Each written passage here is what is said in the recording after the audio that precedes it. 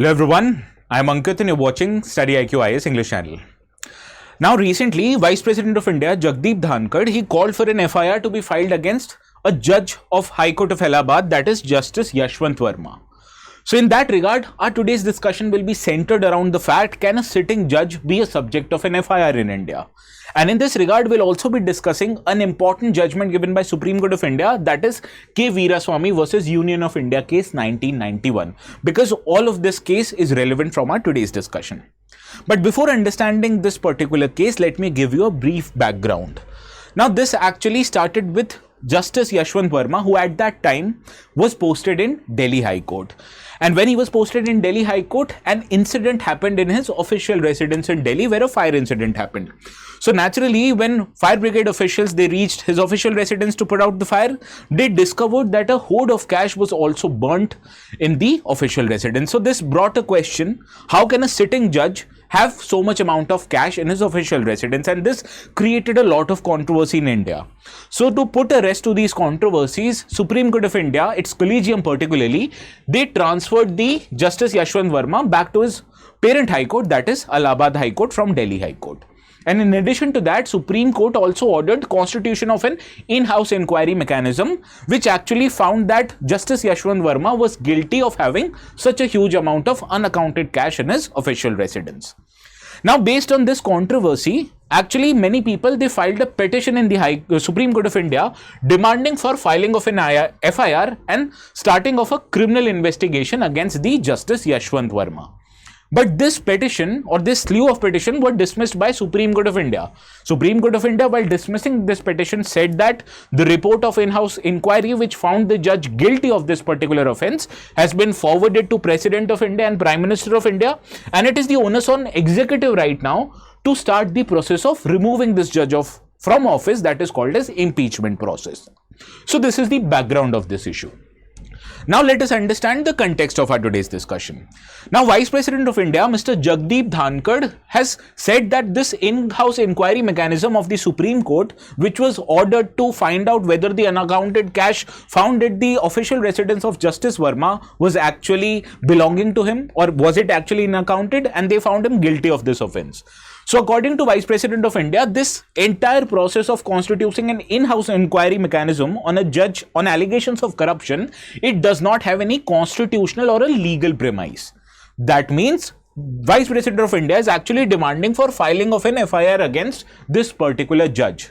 And while doing so, Vice President also called for revisiting of a famous judgment given by Supreme Court of India in the K Veeraswami case of 1991. Because in this judgment, Supreme Court of India erected a scaffolding of impunity which protected the existing judges from being FIR filed. And it said that FIR can only be filed in certain circumstances, and especially when this Chief Justice of India gives consent to file an FIR. So that is why this 1991 ruling deals with filing of criminal cases against serving judge, and according to Vice President of India, this unfairly erects a protection against the serving judges from being prosecuted by legal authorities. So this is the context of our today's discussion. Now, in order to understand this discussion, or before understanding the judgment of Supreme Court, let us understand how or why our judges needs to be protected. Now, in case a judge is considering a particular dispute or a case, he or she needs to be free from any consequences based on his official decision, right? Because otherwise, if they will be subjected to pressure and coercion so that they give a judgment in a particular direction, that would not make justice free and fair from external interference, right? So that is why judges needs to be prepared or protected against criminal prosecution, especially when they are deciding on a legal matter, which might purely be a constitutional or a legal matter, right? So in order to protect judges from disgruntled litigants, political actors, or executive to modify or to coerce the judges to give judgments in their favor, we need to protect them from the considerations of their official acts. That is why even you will see that the Constitution of India has set high bar for initiating actions against judges, particularly so that the judiciary remains free and free from external interference. So in that regard, if you look at the Constitution of India, it provides only one procedure through which you can remove a existing judge from their office, and this is given under Article 124 and under Article 218, which deals with impeachment of judges from office. So you'll realize that impeachment process is largely a political process which needs to be initiated by parliamentarians, and this ensures that a due process is followed before you can judge or remove a judge from office. However, you will be surprised to know that in last 75 years since the Supreme Court was formed and the Constitution of India was enacted, there has been not a single case where a serving judge has been impeached from office by the Parliament of India.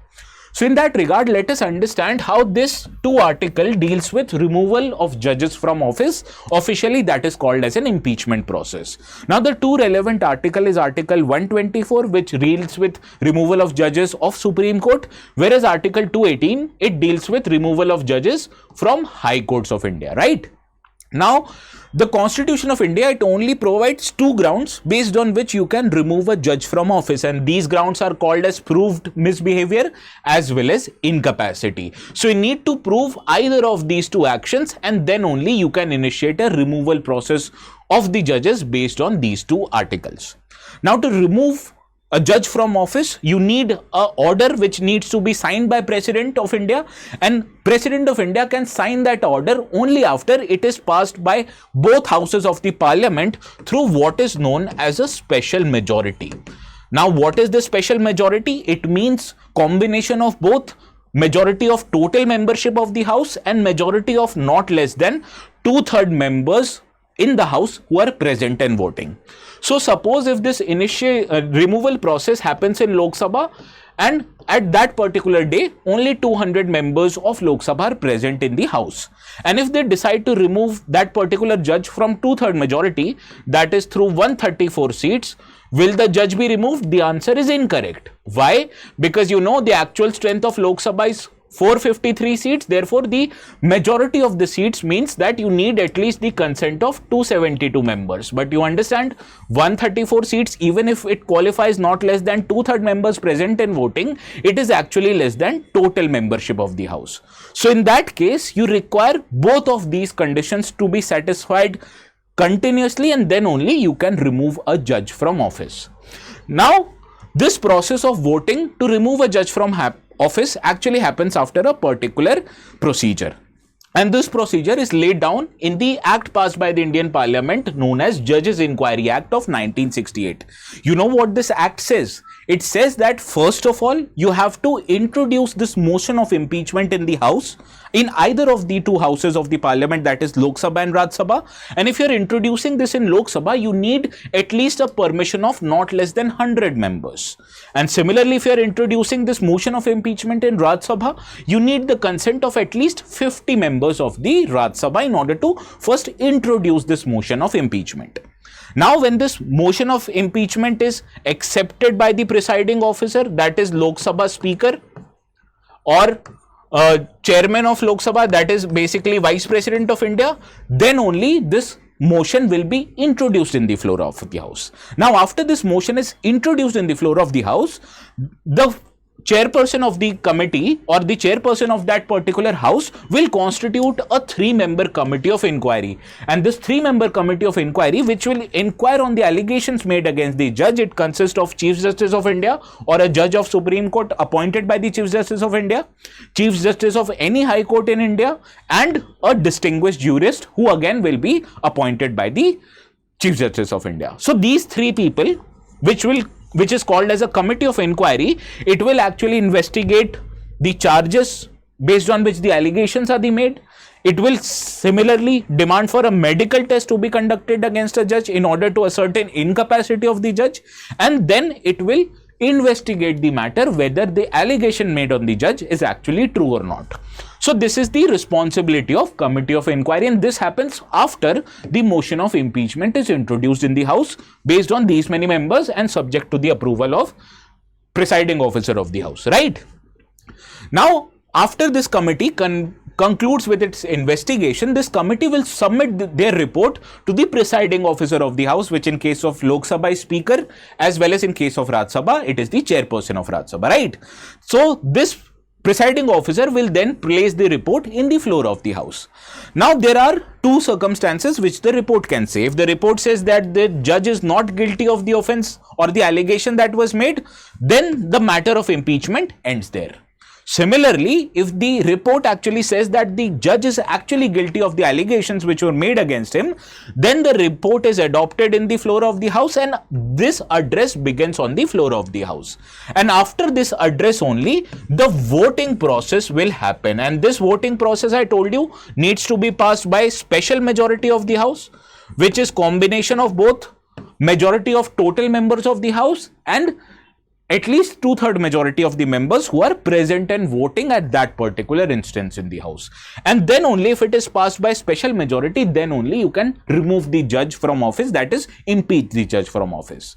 Now I'll be surprised to know that before this instance, a total of 6 attempts has been made in Indian Parliament to remove a judge from office, and only 2 instances have been happened where the committee of inquiry have actually found the judges guilty of proven misbehavior or incapacity. But even more surprising is that no judge on the floor of the house has ever been impeached in the history of India. And the last instance where the impeachment process was introduced in the floor of the house was against then existing Chief Justice of India, that was Justice Deepak Mishra. Understood? So the moot point of our today's discussion is the removal process of the judge of High Court or Supreme Court is so tough that till date no judges has been removed from office, despite the fact that 2 have been found guilty of misbehavior and incapacity. Now coming back to our today's discussion. Therefore, you can understand the removal of a judge is so difficult. Therefore, you need some kind of an alternative mechanism to deal with complaints against judges, particularly if it deals with matters relating to corruption. And to address these kind of issues, Supreme Court of India developed a mechanism known as in-house inquiry mechanism, where Chief Justice of India sets up a panel of judges who will verify the prima facie charges which has been levied against a particular judge.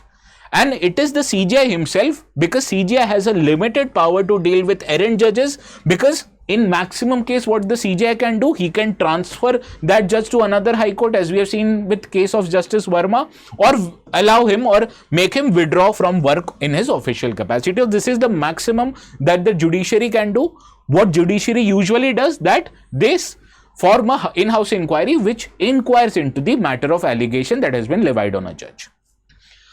Now let us understand, ultimately, even after you constitute in-house inquiry, this finding of the panel, which is usually submitted to government, because it is only the executive, that is the government, that can initiate the impeachment against a particular judge. So at best, this in-house inquiry mechanism, it best serves as a signal that the judiciary itself is on board with the impeachment motion if it were to be made by the executive of India. So there has been a broader view that even if you initiate the process of impeachment, it has not been a sufficient deterrent. Why? Because no judge has been ever impeached from office in the history of Constitution of India. Therefore, in that context, there have been many demands so that criminal investigation can actually be initiated against a sitting judge of the Supreme Court or High Court. And in that regard, Vice President of India has actually demanded for filing of an FIR against Justice Verma. So in that regard, let us try to understand what is a K Veeraswami judgment. K Veeraswami judgment is actually a judgment which was a subject of a former Chief Justice of High Court of Madras, that was Mr. K Veeraswami. Now, Mr. K Veeraswamy, he was a Chief Justice of Madras High Court between May 1969 and April 1976. So, a couple of months before he was scheduled to be retired, in April 1976, Justice Veeraswamy went on leave after an allegation was made of corruption that surfaced against him. It was alleged that he was holding more than 6 lakhs of rupees, which was disproportionate to his income sources, right? And this property that Justice Veeraswamy had made was not just in his name, but also in the name of his wife and his sons, right? And so total, he had unaccounted property of more than 6 lakhs rupees, which was a lot of money at 1976, right? Now, based on this allegation of corruption, Central Bureau of Investigation in Delhi, it registered an FIR against Justice K Veeraswamy. So this was the controversy that erupted in 1976. Now the FIR against Justice Veeraswamy, it raised a larger constitutional questions on the step whether you can initiate a criminal investigation against a sitting judge.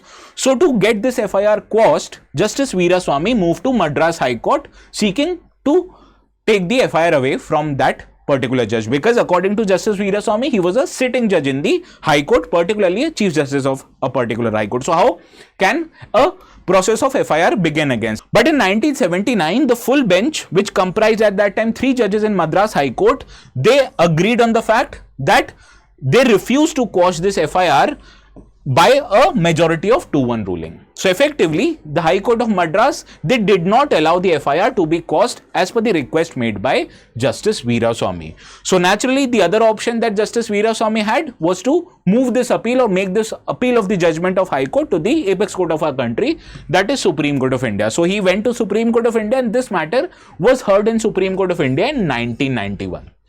Now, when this case reached Supreme Court of India, they had to decide whether a judge of High Court or that of Supreme Court, are they indeed a public servant, for the purpose that they will be charged against Prevention of Corruption Act of 1947, because Prevention of Corruption Act is only applicable on public servant.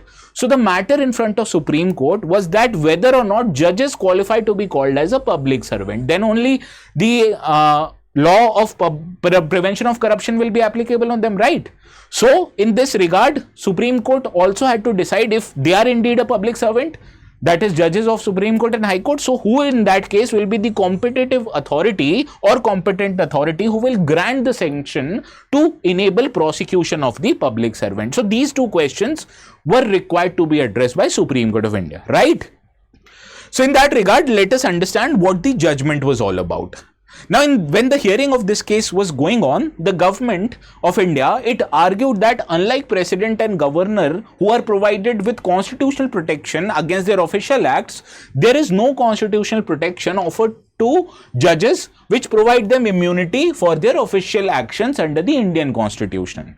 But in hearing of this judgment, the Supreme Court of India, in its 3-2 verdict, which was a majority verdict, it highlighted that a judge, they can indeed be considered as a public servant for matters relating to corruption cases, and in that matter, a sanction must appear from CJI.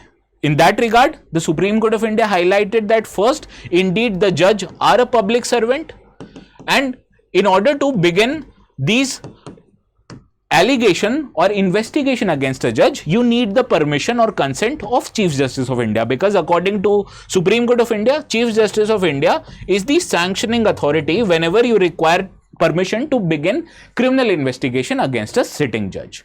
And ordinarily, the sanction is granted by the authority that has the power to appoint the president or a public servant. So in that regard, the appointing authority of a judge is who? It is the President of India. So why isn't President of India giving a sanction, and why is Chief Justice of India giving the sanction? So let us understand this particular fact. Now what you need to understand, that the Supreme Court of India, it emphasized that there is no master or servant relationship between president and judges of Supreme Court and High Court, and similarly there is no employer and employee relationship also between a judge of a High Court or Supreme Court and President of India.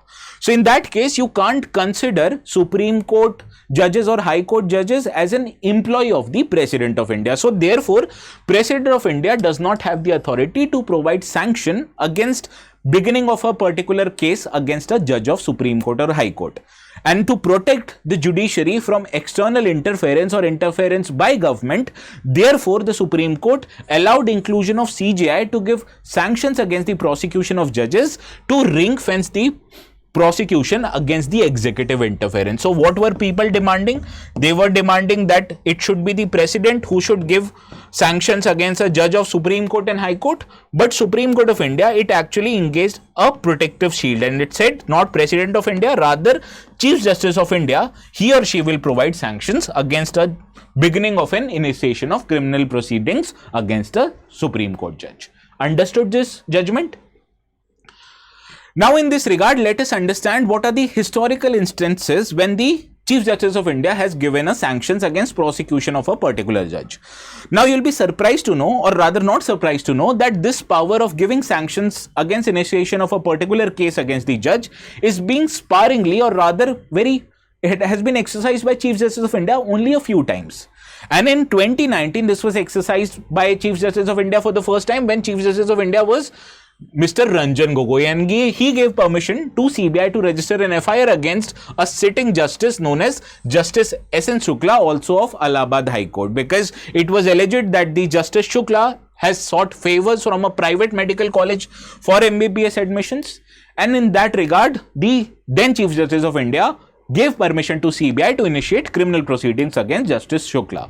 And this was after Justice Gogoi's predecessor, CJ Deepak Mishra, he had recommended the impeachment process to the government against Justice Shukla, but the government did not went ahead with this impeachment process. So after Justice Mishra, when Justice Ranjan Gogoi became the CJI, he gave this permission to CBI to initiate the criminal proceedings against Justice Shukla. So in all, what do you understand from our today's discussion? That the matters of whether to begin criminal investigation against a sitting judge, it can only be begun by legal authorities after a sanction given to them by the Chief Justice of India. This has been held by K Veeraswami judgment of Supreme Court in 1991. And this power, which is the power of CJI to give sanctions of prosecution or not, it has been used rather sparingly by the CJI. And the one instance that we can remember is in 2019 when then CJI gave the permission to CBI to initiate proceedings against a justice of Allahabad High Court. Understood? Now, before concluding our today's discussion, let's see how many of you will be able to solve this question. What you need to remember, this question relates to impeachment of judges, and you'll have to identify the statements which are incorrect here, right? So please pay close attention to the incorrect statement. And if you are able to answer this particular question, let me know the correct answer in the comment section. And the ones who will answer it correctly, I will like your comment, okay? So with this, let us conclude our today's discussion. And if you want to download the notes, these will be available on my Telegram channel. This is called as ATS Live. So you can either go to the channel ATS Live, look for the channel by entering the word ATS Live, or alternatively also have an option to scan this QR code. This will take you directly to the channel. Subscribe it if you still haven't, and download the notes. And alternatively, if you want similar videos on any relevant or contemporary events that is going on, please do not forget to subscribe us also. So this is all from my side for today. I'll see you again tomorrow. Please have a very good night.